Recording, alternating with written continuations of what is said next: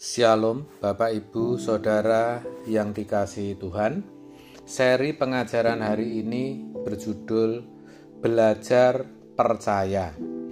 Saudara, kalau Tuhan Yesus sampai berkata, "Percayalah kepada Allah, percaya jugalah kepadaku," seperti dituliskan dalam Yohanes 14 ayat 1, itu karena memang yang namanya percaya itu tidak mudah, apalagi percaya kepada Tuhan yang tidak kelihatan. Lebih lagi saat seakan-akan Tuhan tidak nyata dan sepertinya tidak ada. Jadi tidak heran kalau akhirnya sikap hidup kita jadi salah dan menjadi tidak berbeda dengan mereka yang bukan Kristen. Tidak bisa selalu mengucap syukur atau bersungut-sungut dengan pergumulan yang kita hadapi. Kita memiliki kesenangan dunia karena kita pikir itu membahagiakan. Ada juga yang dalam tanda petik terpaksa menjual imannya. Padahal keadaan di mana seakan-akan Tuhan meninggalkan kita, di situ kita belajar untuk percaya. Disitulah kita diberi Tuhan kesempatan untuk belajar percaya. Coba, kalau Tuhan selalu menjawab doa kita, segera memulihkan keadaan kita, menyatakan mujizatnya, dan menyembuhkan penyakit kita. Kalau keadaan serba baik, aman, langsam, tidak ada ancaman, lalu Allah hadir menyatakan kemuliaannya dalam berbagai karunia-karunia roh, maka mudah sekali bagi kita menaruh kepercayaan kepada Tuhan. Sebaliknya, kalau dalam situasi di mana seakan-akan Tuhan meninggalkan kita, apalagi kita sudah sungguh-sungguh mencari Tuhan, tapi keadaan kita sama saja, bahkan mungkin semakin memburuk. Coba, apa bisa kita mudah percaya? Namun, sejatinya di situ Tuhan menguji keteguhan hati kita, kesetiaan iman kita kepadanya. Apakah kita jadi kendor dan lemah atau tidak? Saudara, di dalam Tuhan kita harus kuat.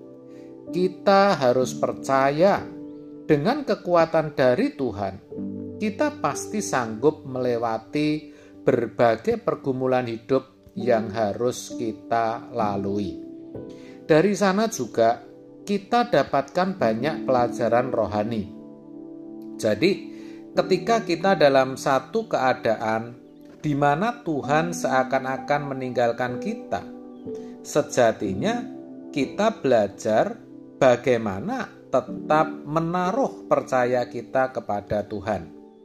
Ketika kita menjalani hidup bertanggung jawab, seakan-akan Tuhan tidak campur tangan, Tuhan tidak menolong, bahkan ada saja hal yang harus kita alami, kesulitan demi kesulitan yang tak kunjung selesai. Sesungguhnya, kita sedang belajar bertekun menantikan Tuhan. Saudara, kalau itu bisa kita mengerti dengan baik, maka semua jadi tidak masalah. Dan kita bisa berkata, "Tuhan, aku menanti-nantikan Engkau dalam kasus rumah tanggaku, dalam kasus ekonomi, dalam kasus kesehatan keluarga kami. Aku bergantung kepadamu. Aku perlu Engkau, Tuhan. Hanya Engkau yang ku perlu."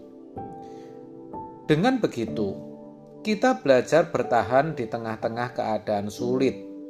Dan itu mendidik kita mempercayai Allah, bukan hanya pada saat keadaan sesuai yang kita harapkan, tetapi dalam segala situasi, di mana tidak ada mujizat, tidak ada hal yang spektakuler terjadi di gereja, namun Kita tetap percaya bahwa Tuhan beserta kita, Tuhan bersama kita. Kita selalu percaya Tuhan hadir, beserta, dan pasti akan menunjukkan kemuliaannya.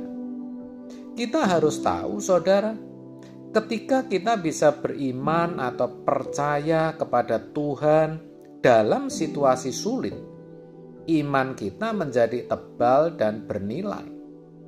Kalau orang lain tidak bisa mempercayai Tuhan dalam keadaan sulit, kita justru beriman. Kita bisa mempercayai Tuhan, bahkan bersaksi bagi Dia. Kita tidak lagi bisa terbawa dengan cara atau gaya hidup anak-anak dunia, karena kita memiliki gaya hidup anak-anak Tuhan. Bahkan kita tetap bertahan dengan cara dan gaya hidup anak-anak Allah, walaupun kelihatannya sama dengan mereka, tetapi sesungguhnya kita beda. Walaupun bisa saja kita tidak lebih sukses, lebih maju, atau lebih berhasil dibandingkan mereka, tetapi kita tetap memilih percaya kepada Tuhan. Oh, itu luar biasa, saudara. Itu tidak mudah, butuh latihan. Alatnya ya tadi, situasi atau keadaan sulit yang kita alami. Kita terus belajar percaya kepada Allah yang hidup dan nyata. Tidak mungkin tidak ada kemuliaan Allah kalau waktu demi waktu kita habiskan untuk mencari Tuhan, pasti membuahkan hasil yang luar biasa. Jadi yang kurang serius, ayo kita mulai serius. Saudara, Tuhan melihat, menandai seberapa kita serius atau tidak. Ibarat berenang itu di sungai yang mengalir. Walaupun harus melawan arus, kita harus serius menuju satu tujuan, yaitu rumah Bapa, langit baru, bumi baru. Percayalah, Roh Kudus pasti memberikan kita kepekaan, nurani untuk menghayati di mana rumah kita yang sesungguhnya. Kepekaan untuk kembali ke rumah yang Bapa telah sediakan bagi kita. Jadi kita tetap setia, walaupun keadaan kita tidak berbeda, bahkan lebih terpuruk dibanding dengan mereka yang tidak mencari Tuhan. Saudaraku, hal jasmani jangan kita jadikan tolok ukur penyertaan Tuhan. Kita harus belajar percaya bahwa Tuhan tetap beserta kita apapun dan bagaimanapun keadaan kita.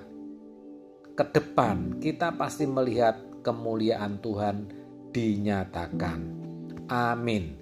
Tuhan Yesus memberkati.